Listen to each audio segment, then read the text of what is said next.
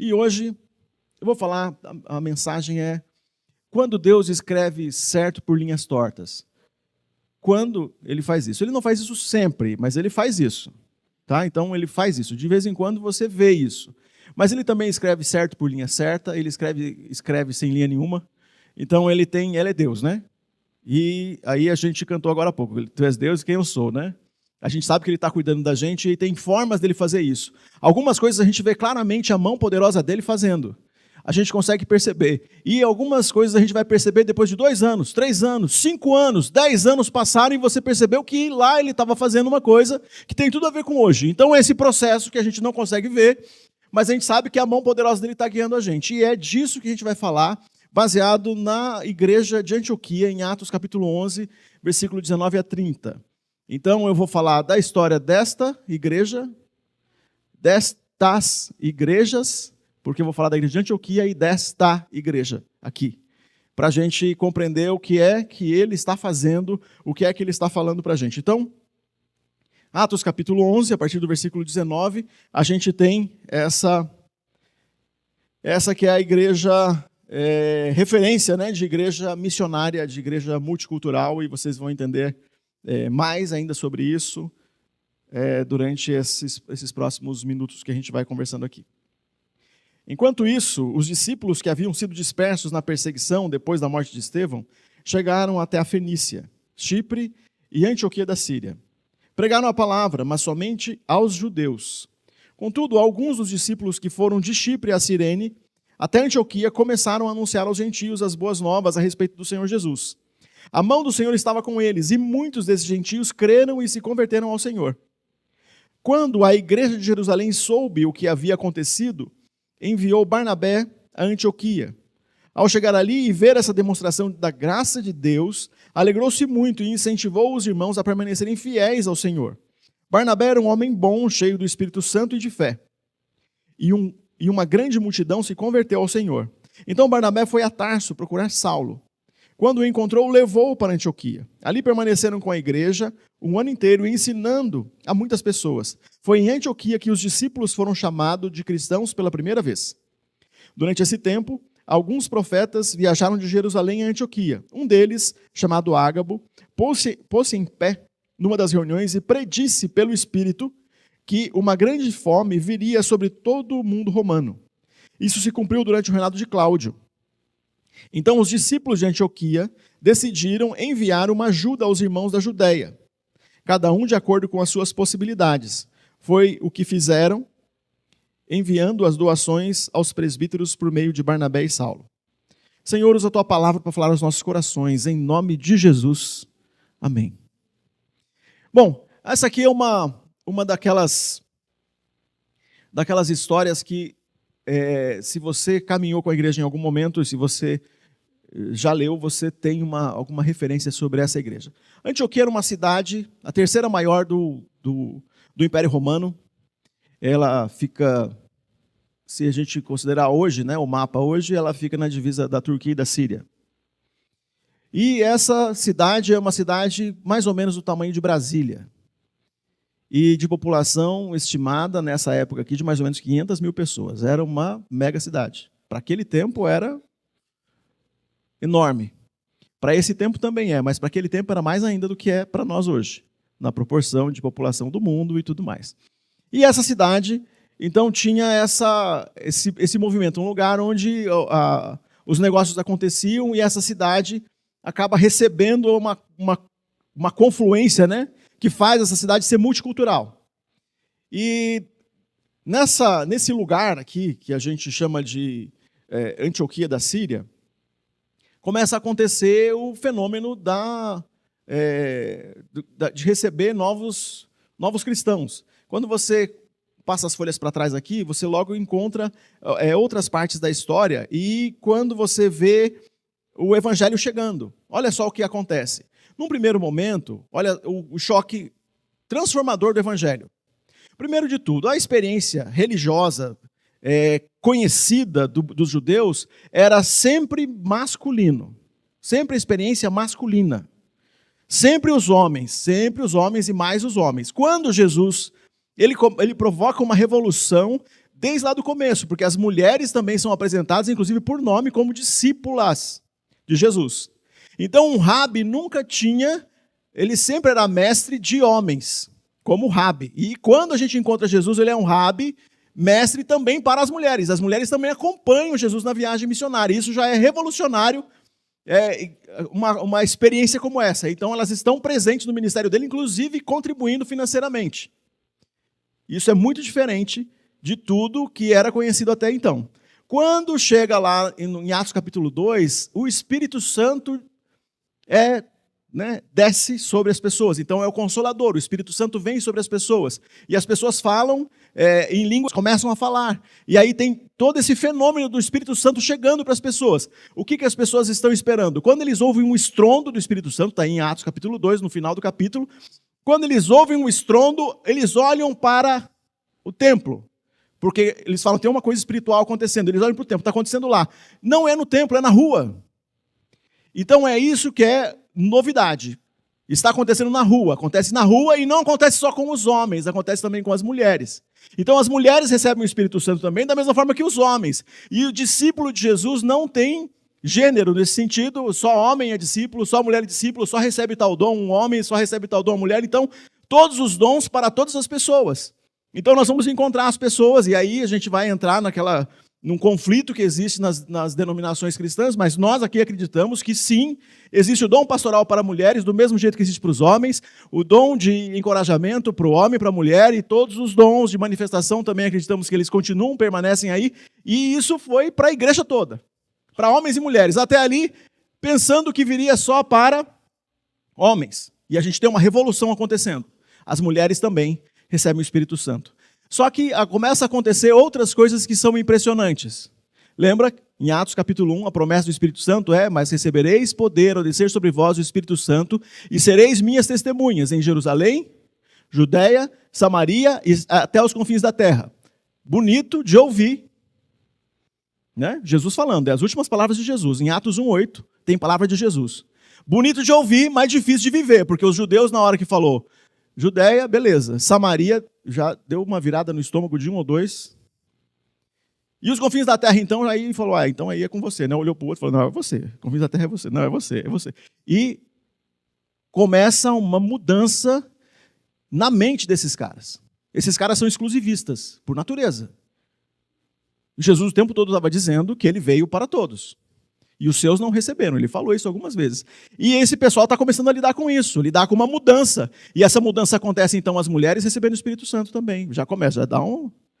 Ei, até agora era o voto masculino aqui. A gente ia decidir aqui e levantava a mão só os homens. Agora as mulheres também? Esse negócio vai dar trabalho e tal. É um momento novo, de tudo novo. E quando isso começa, então, essa revolução do evangelho dos cristãos começa a acontecer de um jeito progressivo. No próximo momento, você vai encontrar Filipe, então os diáconos precisam levantar e o que estava acontecendo? As viúvas, olha só que triste, gente, as viúvas de fala grega, as viúvas helênicas, né? As viúvas eram judias, mas não falavam hebraico, falavam, não em aramaico, elas falavam grego. Então aí, elas eram da raça, só não falavam a língua. E elas estavam sendo omitidas na hora de receber, no dia a dia, receber o cuidado lá que o povo deveria dar. Então, olha só, já estava um negócio assim, falando, não, você não pode entrar na fila. Imagina isso. Isso é para falar, né? O pessoal ficar falando bonito da igreja primitiva, tem uns negócios ruins aqui, gente.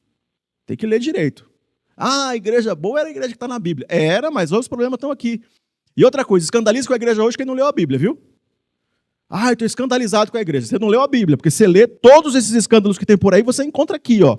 E tem gente enfrentando esses escândalos desde o começo. E aí o pessoal imagina, as viúvas, justo quem mais precisava, não conseguia nem falar, né? Vai no final da fila. Quem viajou para fora, o Helder aqui esteve lá na Europa durante bastante tempo. Alguma vez você queria falar uma coisa e não conseguiu? Quantas vezes? Queria falar, não sai. Então você imagina que essa mulher estava sendo omitida e não conseguia nem reclamar. Não tinha nem... Não tinha 0800 para ligar reclamando. Tinha que ficar lá e agora? Aí os apóstolos falam, não, vamos criar um grupo de homens que sejam cheios de Deus e que falem grego.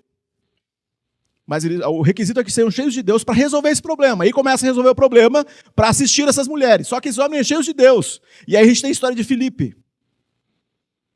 E Filipe vai para Samaria. E aí o pessoal já começa, eita. E vai lá, acontece um avivamento. A mesma coisa que aconteceu em Jerusalém, acontece em Samaria. Um monte de gente começa a aceitar Jesus, e um monte de discípulos de Jesus começa a vir dessa outra etnia que eles não aceitavam. Na verdade, não é só não aceitava, tinha raiva mesmo. Só que podia ser pior. E piorou. Se você for olhar para trás aqui, você vai encontrar Cornélio. Capítulo 10. Morava em Cesareia um oficial do exército romano chamado Cornélio, capitão do regimento italiano. Era um homem devoto e temente a Deus, como também toda a sua família. Imagina, quando começa a descrever aqui, eu imagino que o primeiro cara que leu falou, não. Aí ele continua lendo, e aí fala assim, dava aos pobres esmolas generosas e sempre orava ao Senhor. Eu falo, pronto. Agora é assim, qualquer um pode. Porque, gente, olha só, pensa comigo. Jesus, para as mulheres, ok, são, né, minha filha, minha esposa, minha mãe, ótimo. Minha amiga, é difícil, mas né, não era assim até agora, é uma novidade chegando. A outra novidade é samaritano. Bom, lá atrás tem uma raiz aí, a gente é vizinho de povo aqui, né? Seria aqui, né, nossas divisas aqui, né? Paraguai, Bolívia, Argentina, Peru, Uruguai. Está aqui, né? Está na divisa. Mas quando chega para um centurião romano do regimento italiano, olha só, por que coloca esse detalhe? Centurião romano do regimento italiano. Quem era o império que mandava neles? Roma. Então ele podia ser um centurião romano de fala espanhola, que falava espanhol, que não era, né, que falava outra língua. Mas quando fala italiano, significa que ele era daquela etnia principal do poder romano que controlava tudo. Agora, romano não, né? Romano não dá. Como é que Jesus vai... Como é que ele alcança romano? Então pensa aí, quem que você pensa que você tem um preconceitozinho assim, faz Jesus? Não. Trazer para a nossa igreja. Mulher pode. Homem também. Criança pode. Adolescente pode. Preto pode. Japonês pode. Quem que você diria? Esquerdista não pode. Direitista não pode. Você ia falar isso? Para com isso. Agora, em nome de Jesus. Jesus pode. E ele traz para o povo dele quem ele quer. Desde sempre. É a gente que acha que não pode. É a gente que cria essas divisões, esse negócio aí, divide do nosso jeito, pensa que esse não pode, aquele não pode, ele não tem esse problema. Nós é que temos. E quando ele disse lá, recebereis poder ao descer sobre vós o Espírito Santo e sereis minhas testemunhas em todo lugar. Por isso nós temos missionários na Coreia do Norte. Do Sul é fácil. Né? A Coreia do Sul é um dos países mais cristãos do mundo. Agora do Norte. Missionários que sabem viver naquela cultura e pregar o evangelho naquela cultura que a gente fala, não, lá não quero nem visitar, não quero nem ir. Pois Jesus já foi lá e está lá, forte. Eu não sei qual outra cultura, estou usando só esse exemplo, mas eu podia usar qualquer outro agora para você, para que você não construa preconceito nessa relação de quem Jesus vai alcançar ou não. Não faça isso. Jesus quer alcançar e transformar o mundo. E ele vai fazer isso através de quem? De nós, discípulos de Jesus. E ele fez isso desde o começo da história, desde o começo da igreja. Porque, olha, se Jesus... A gente seguir assim... A gente vai ter uma controvérsia sobre as datas. Mas se a gente vamos fazer que Jesus, né, para não ficar criando confusão aqui, dando aula de teologia, de história da igreja, vamos considerar que não é isso... Né? Vamos preservar aqui, os teólogos de plantão podem falar assim que não é isso, levanta a mão para a gente discutir. Mas vamos considerar, se Jesus morreu com 33 anos, se foi ano 33, há controvérsias, então, aí essa é conversa para a gente falar na quarta-feira, tá? Se você quiser. Ano 33, depois de Cristo. Isso aqui está acontecendo no ano 37, depois de Cristo. O imperador é Calígula, o próximo imperador é Cláudio, que veio a fome. Então isso aqui aconteceu em 37 e 44, depois de Cristo, mais ou menos. Isso aqui. A história de Antioquia. E está acontecendo uma revolução. Quando chega em Antioquia, aí já não é mais romano, aí já você pode olhar aqui, quando você olha no capítulo 11, aí os gentios, e aí chega, Pedro encontrou a explicação, né, da experiência de Pedro, depois em Antioquia. Aí os discípulos vai falando, ó, o pessoal fugiu depois da morte de Estevão. Estevão era um outro diácono que ajudava lá na distribuição e cuidado das viúvas. E aí Estevão foi apedrejado. E quando Estevão foi apedrejado em Jerusalém, todo mundo foi expulso da cidade. Ficaram só os apóstolos. E aí nesse momento, devia ter uns 40 mil cristãos. Isso que aconteceu em 2 ou 3 anos em Jerusalém. E eles foram espalhados pelo Império Romano inteiro. Os que chegaram em Antioquia, olha que começa a falar disso.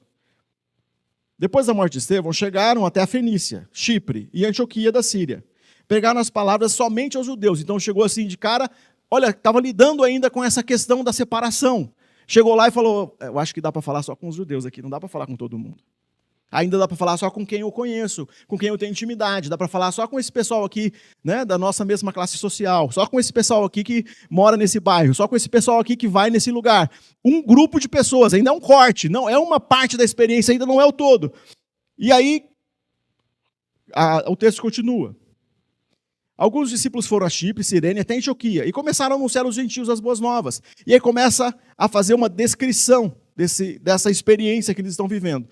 No capítulo 13, no começo do capítulo 13, olha só, isso é da igreja de Antioquia também, olha o que eles falam. Entre os profetas e mestres da igreja de Antioquia da Síria, estavam Barnabé e Simeão, chamado Negro. É isso mesmo. Era assim, estava Adriano. Quem é o Adriano aqui da nossa igreja? O Adriano, ele é negro. É isso. Qual Adriano? Tem outro Adriano aqui? Para evitar que a gente saiba quem é o Adriano, aqui a gente fala é o Adriano da Rísia, né? E a gente vai saber que é o Adriano da Rísia, quem é. Aqui, para a gente não errar e saber que a gente está falando de uma igreja étnica, era isso que o autor está querendo dizer para a gente. Simeão negro. Então, esse cara não é judeu, do jeito, porque se fosse já falava, tá? E aí fala, Lúcio de Cirene, ó, outra cidade, outro povo. Manaém, que tinha sido criado com o rei Herodes, Antipas e Saulo. Começa a descrever que a liderança também é multirracial. E é isso que está acontecendo com o evangelho. Ele vai acontecendo e vai juntando um grupo de pessoas e vai trazendo essa história. E a gente vai falar assim, mas por que as pessoas se juntaram essa história? O que aconteceu para as pessoas se juntarem dessa forma? Se juntaram em nome de Jesus. Mas quando a gente fala assim que Deus escreve certo, e aí, nesse momento, está escrevendo por linhas tortas, porque veio pela perseguição que eles chegaram em Antioquia. Eles não chegaram, vamos para Antioquia fazer uma viagem para lá, vamos fazer o evangelho chegar lá, vamos começar uma igreja. Diferente do que está acontecendo nesse capítulo que eu comecei a ler para vocês. Porque o Espírito do Senhor disse, separem Barnabé e Paulo para eles irem pregar o evangelho em outro povo. Então, isso começou de um outro jeito. Uma dupla ou uma equipe missionária foi enviada para outra cidade e lá foi começar uma igreja. Isso é escrever certo por linhas certas. Isso aqui, planejamos, vai gastar dinheiro, vamos pagar a conta dos missionários, a viagem vai custar tanto, eles vão para lá e vão trabalhar, e vão alugar um lugar, vão começar uma igreja, vai ser assim, isso é escrever o certo, planejado, tudo programado. Qual é a linha errada? E as coisas que são de um jeito que ninguém esperava. O que ninguém esperava era que perseguição, todo mundo assiste à morte de Estevão e todo mundo é perseguido, e se o cara não foge de Jerusalém vai morrer também, e isso é perseguição. E isso aí é escrever de um jeito torto, de um jeito que a gente não está esperando. E esses caras fogem e, de repente, aquilo que pareceu uma coisa ruim lá em Jerusalém vira a maior igreja missionária que por 200 anos, olha só gente, 200 anos, envia equipes missionárias que, segundo a história, é possível que eles tenham chegado aqui até, olha só, até aqui na América do Sul, antes que alguém dissesse que descobriu, que vocês sabem que não descobriu coisa nenhuma, que já tinha gente aqui, certo? É. Incrível isso, né? Pois é. Pois é. Quando a gente pega e começa a ler sobre a história aqui, dos povos originários aqui, a gente vai descobrir que tem mensagem do Evangelho que já chegou aqui com os povos originários ali naquela parte da América Central, já tinha chego, a parte da América ali, os mexicanos já tinham recebido o Evangelho antes de ter sido descoberto. Como que isso aconteceu? Igreja de Antioquia. E outras igrejas que com essa mesma energia ficaram, porque a igreja, depois que você faz isso com a mesma energia, você repete. E a próxima igreja também pensa, não, a gente precisa mandar uma equipe missionária. A gente precisa fazer isso. E vai indo e as coisas vão acontecendo. Então, gente, olha que coisa incrível que acontece. Uma igreja multicultural que nasce desse jeito. E nasce quebrando esses paradigmas que a cultura, então, desde o começo, quebrando os paradigmas e rompendo com a cultura. Então, tem algumas coisas, alguns elementos da nossa cultura, da cultura de hoje, que nós precisamos romper com eles. No sentido de que a gente não aceita. Que é a cultura anti-Deus. Que se revela de um jeito que nós não aceitamos. Parte da cultura que o tempo todo, quem é discípulo de Jesus vai ter que lidar é com esse sectarismo. Com achar que o evangelho é para um grupo de pessoas, quando ele é para todo aquele que crê. É todo aquele que crê. Judeus, medos, partos e elamitas, de qualquer raça, de qualquer classe social. O evangelho chega para essas pessoas e isso está na história da igreja no começo, e então está agora também. E agora quero trazer para cá, pensando na história da gente aqui. O que é que trouxe você para cá, para essa igreja que nós chamamos Comunidade Cristã de São Paulo? Alguns estavam na nossa igreja, outros estavam na Comunidade Cristã Boas Novas. E como que você chegou então em uma dessas duas igrejas que hoje é uma igreja só?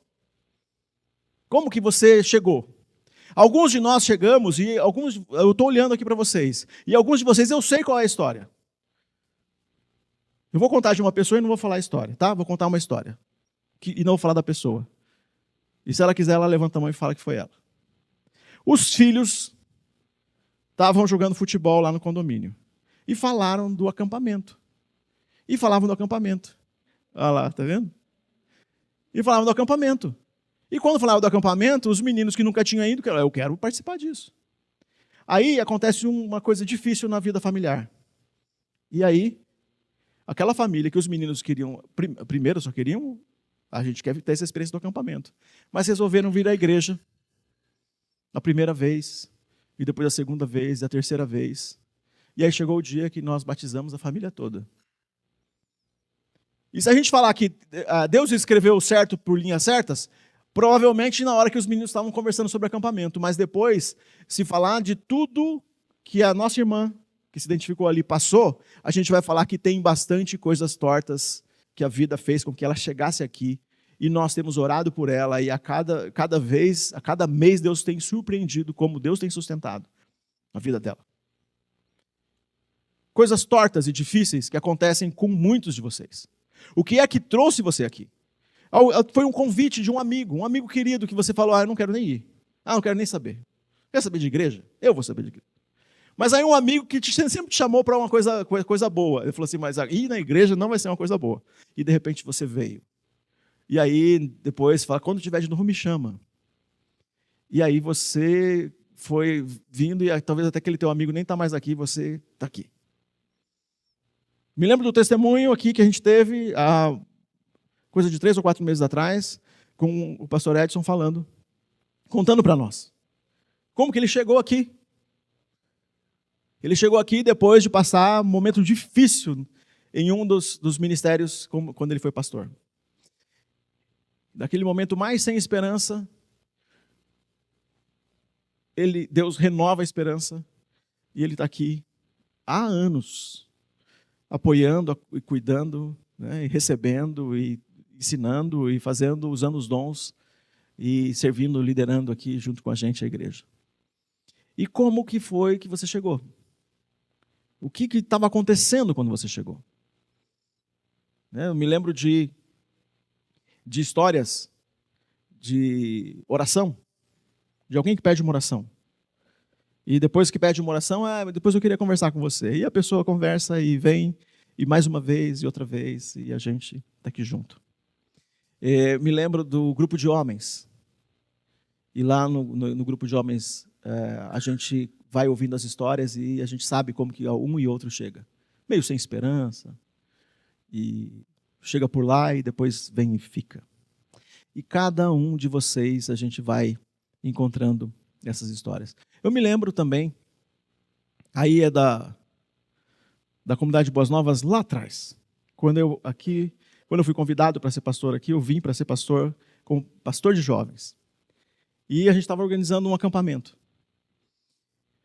E quem era uma das pessoas que que sempre ministrou louvor e atuou no louvor aqui era o Rafa. Sempre fez isso. E aí o Rafa estava naquele momento, geralmente ele estava concentrado em ajudar a gente na música e nas outras coisas, mas naquele acampamento ele estava concentrado só numa coisa, na Mônica. E mais ou menos 2 anos depois eu fiz o casamento deles. Né? Uma honra que eles me concederam de poder participar da vida deles assim e de outros de vocês. E qual é a história de vocês? Que traz vocês aqui? Me lembro de um testemunho da Cleide, né, falando, né, num dos nossos grupos aí, falando de um momento tão difícil que ela estava passando e como que a igreja se apresentou e depois ela entrou para o grupo do Rever e tanta coisa aconteceu e depois ela entrou e você sabe como a Cleide é, né, gente? Ela, de participante, ela foi mais, ela foi liderar e aí ela tem um montão de experiências para contar de pessoas que ela já tem ajudado. Então, é só para você perceber como que você foi chegando, como que você chegou. Alguns de vocês chegaram, eu falo assim, eu diria que é por linhas certas. Eu diria que você chegou nas linhas certas. Mas pelo menos metade de nós chegamos aqui e não foi nas linhas certas. E considerando que essa, né, as linhas, é que o que nós tínhamos planejado, o que nós tínhamos sonhado. E aí acontece uma coisa, nós estamos agora, hoje, nessa assembleia que nós vamos ter aqui, que nós estamos tendo agora, inclusive, nós estamos consolidando algo que nós planejamos e oramos no último ano e 4 meses. Nós estamos terminando agora. Tudo que a gente tem feito para definitivamente, né? A gente ainda lida com o negócio de vez em quando fala e chama a igreja com nome, não sabe que nome que fala. Vai acontecer isso por algum tempo ainda. Né? Mas o que a gente está fazendo aqui é uma coisa que nós oramos, que nós nos juntamos. E é exatamente como está acontecendo nesse texto aqui do capítulo 13. No capítulo 13, esses homens estavam certo dia, enquanto adoravam o Senhor, jejuavam, o Espírito Santo disse. O que o Espírito Santo disse? Disse para nós, conselho de transição das 2 igrejas, disse para nós, continuem firme nisso. Continue trabalhando nisso. Deus disse isso para nós. Deus disse isso para nós. Nós oramos por isso antes, separados. Nós oramos por isso lá, cada um no seu grupo, lá atrás.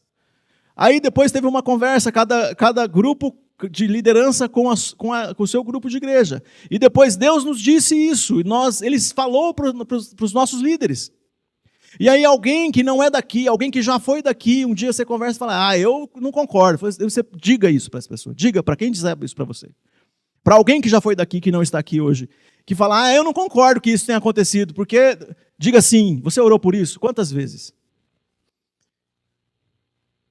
Quantas vezes você orou por isso? Porque tem irmãos que estão aqui que, como fez Ágabo aqui prevendo que viria fome sobre o povo, tem irmãos aqui que previram isso antes que acontecesse, que oraram por isso, que já viam isso antes, que ninguém falou nada. E no dia certo essa pessoa vai poder falar. Mas eu me lembro disso. A primeira vez que eu ouvi isso foi de uma pessoa, mais de um ano antes, falando uma coisa que para mim não tem sentido. Então, pessoas que estavam orando, que estão orando pelo que a gente está vivendo hoje. Que nós estamos vivendo agora. E se alguém um dia falar, eu acho que não era para ser desse jeito, não era porque você não orou. Porque você não esteve com a gente lá, com o conselho, pensando cada mudança em cada fase que nós íamos fazer, tudo feito com oração, tudo feito conversando com os membros da igreja, tudo feito. E em nenhum momento, irmãos, em nenhum momento das vezes que nós nos reunimos para decidir sobre o que nós estamos vivendo, alguém levantou para dizer, não é isso. Se fez isso, fez em outro lugar que não de direito, porque o lugar de direito para fazer isso é falando com a gente, equipe pastoral, conselho de transição, era nesse lugar para falar. Quem falou isso fora desse lugar, então falou no lugar errado e não estava falando em nome de Jesus, estava falando de uma vontade do seu coração, porque dentro da vontade de Deus, que nós buscamos em oração, em jejum, na presença de Deus, pelos últimos 16 meses, nós encontramos sempre a mesma direção, não sem dificuldade, mas sempre a mesma direção, que era a melhor coisa para nós fazermos pelas 2 igrejas que hoje se tornam uma. Que hoje, inclusive, a razão social muda também. Então, quando você encontrar alguém que diz, eu discordo, então briga com Deus. Porque ninguém discordou até agora. Quem discorda é você que não está vivendo junto, não está orando. Como é que a gente vai? Eu tenho que ouvir a tua voz ou ouvir a voz de Deus sobre os líderes da minha igreja, os meus pastores e as pessoas que conviveram lá, e nós que oramos juntos algumas vezes. Deus direcionou a gente para chegar aqui. Então é Deus escrevendo igual escreveu a história da igreja de Antioquia, de um jeito que a gente não esperava, mas agora a gente está aqui. E aí tem gente que tem saudade lá do outro prédio, do café de lá, tem gente que tem saudade daqui, do outro jeito que fazia. A gente vai viver com isso, gente. A gente também tem saudade da comida da nossa avó e ela nem cozinha mais. É ou não é?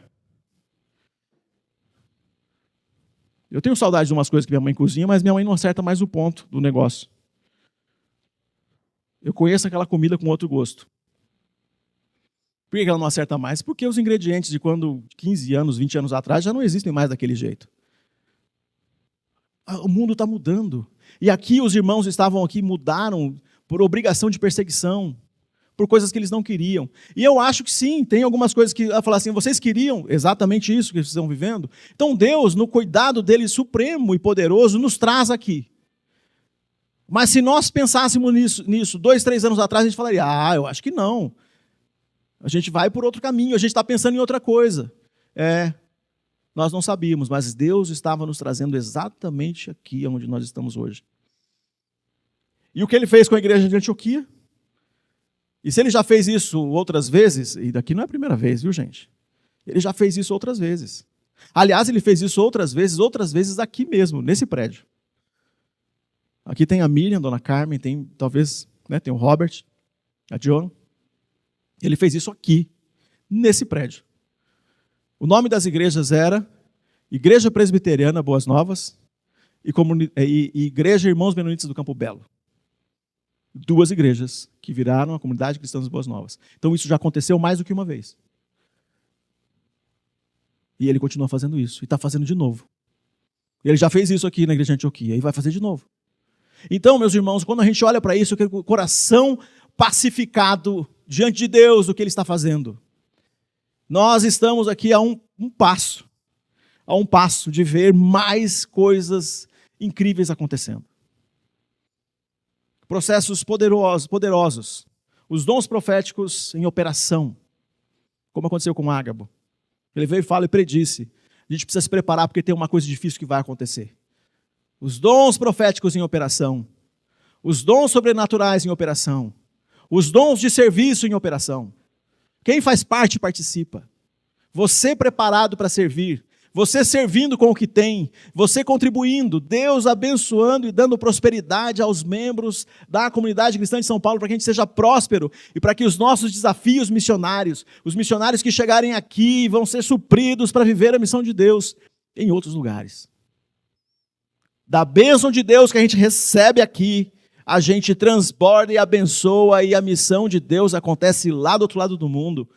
Isso nós vamos viver, nós estamos vivendo e vamos ver e viver mais ainda. Então considera isso, o evangelismo multicultural, sem essas amarras que a maioria das igrejas estão vivendo hoje, que não consegue dar uma mensagem sem falar do candidato, aquelas coisas chatas e insuportáveis que ninguém aguenta. Nós aqui recusamos a fazer isso, não vamos fazer isso, porque entendemos que o evangelho chega para todas as pessoas. Nesse caso aqui era multicultural, no nosso caso não para nessas barreiras. Nós vamos pregar o evangelho para chegar aos nossos irmãos da nossa família, de sangue, para chegar às pessoas que nós amamos, aos nossos vizinhos.